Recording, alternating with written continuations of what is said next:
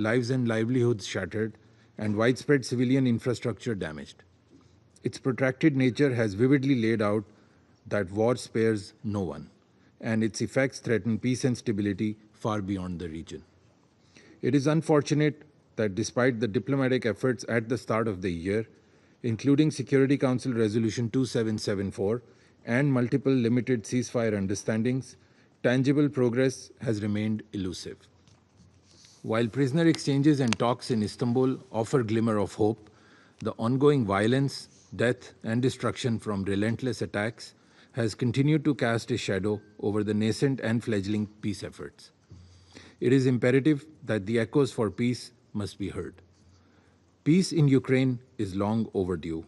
The calls for ending this conflict should not be allowed to be muted by the continued drums of war. In this context, Pakistan reiterates the following urgent imperatives. First, the protection of civilians is a must.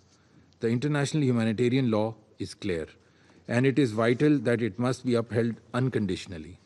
Targeting of civilians and civilian infrastructure under any pretext cannot be justified. Second, military solution and continued escalation is akin to pursuing a dead end. Continued attacks and the recent surge in these attacks has only deepened the suffering of people affected by this conflict. Sustainable peace demands de-escalation, ceasefire, and unwavering commitment to dialogue. Third, peaceful settlement must be our Lord Star. That is our commitment expressed in Resolution 2788 adopted earlier this week. Diplomacy is the only path forward. We welcome the talks between the Russian Federation and Ukraine. These, however, must translate into tangible de-escalation, and steps such as prisoner swaps should catalyze broader political negotiations aimed at ending this conflict. Pakistan has been a consistent advocate for peace. From the very outset, we have called for de-escalation and giving primacy to dialogue and diplomacy. Only a sincere and meaningful dialogue which addresses security concerns of all sides is anchored in the principles of UN Charter and international law and respects the relevant multilateral agreements can help lead to peace that is just and enduring.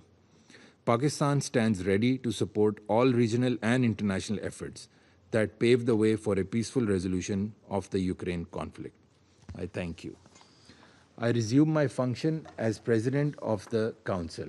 The representative of the United States has asked for the floor to make a further statement. I give you the floor, Madam. Thank you. Mr. President, I would like to reply to the assertion that the United States made, and I quote, groundless accusations, and that somehow this was a misuse of the Council. I reject these allegations.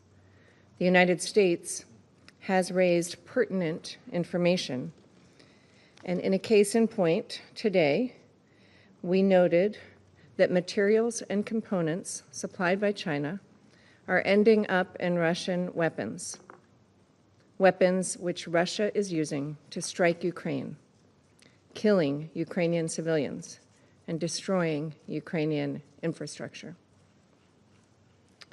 If China is sincere in calling for peace, it should stop fueling Russia's aggression. I thank you.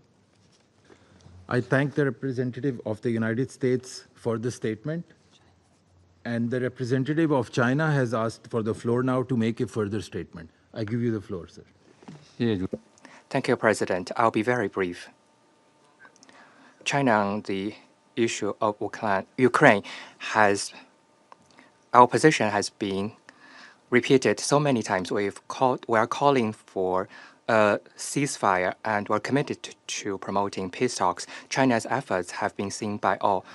For the U.S., I would like to say that there are so many hotspot conflicts and complex international situations. The international community needs cooperation and solidarity instead of diversion and confrontation. Thank you.